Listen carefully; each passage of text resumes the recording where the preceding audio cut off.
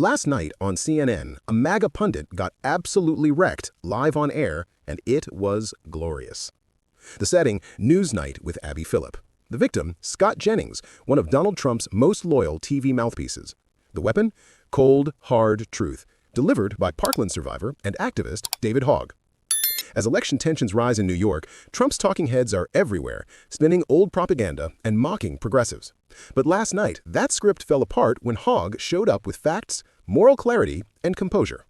Let's start with what he actually stands for. A party of fighters and not folders, and to be a real opposition party is true. And ultimately, we need to be a party with actual substance to provide voters, and not just semantics, not just words, not just strongly worded letters. And what we're seeing across the country right now, whether it's Texas Democrats, they were not just sitting on their hands saying, well, we're in the minority, we can't do anything. They literally left the state in order to delay the passage of those maps. And we're seeing people like Gavin Newsom speaking out as well. And that's part of the reason why the work that I do at Leaders We Deserve is so important, because we're trying to build a party of fighters and not folders and bring in a new generation and send a clear message of how the party is dramatically changing, trying to win back the American people by providing a vision that is not about what we are not, but is about who we are and the type of country that we are actually trying to build, and getting voters to vote for us, not based off of how bad we aren't, but instead of how good we are at governing. That's real leadership, and it couldn't be more different from Scott Jennings, who's made a career out of flip-flopping between faux moderation and full MAGA obedience.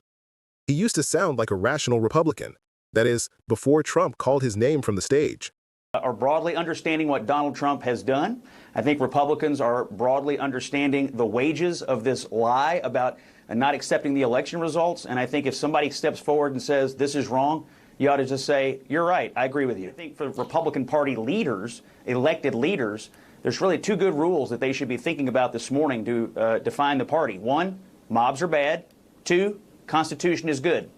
And if we could start there, then I think we could begin to rebuild out of this horrific wreckage that we saw. Fast forward to now, and Jennings is Trump's favorite on-air cheerleader, and the former president couldn't resist turning his loyalty into a punchline. Terrific. Scott Jennings. Where's Scott?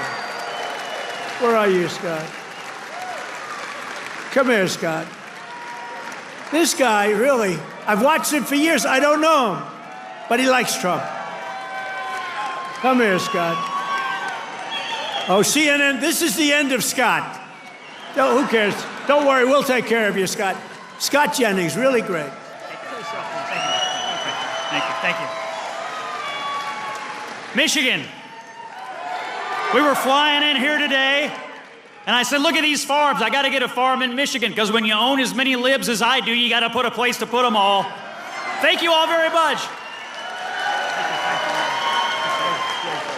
And then came last night's meltdown. Jennings, desperate to impress, tried to mock New York voters, calling them socialists and sneering at campaign donors. But David Hogg wasn't having it. I mean, it's a Democrat town, and they're going to elect a socialist to run the financial capital of the world.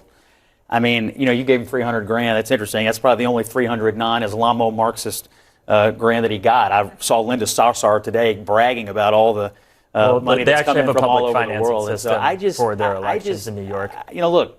And honestly, I think part of the reason he's so powerful is because people are tired of being lectured by men with Rolexes on CNN about affordability in this country. That's the real reason he is resonating right now. That's the real takeaway.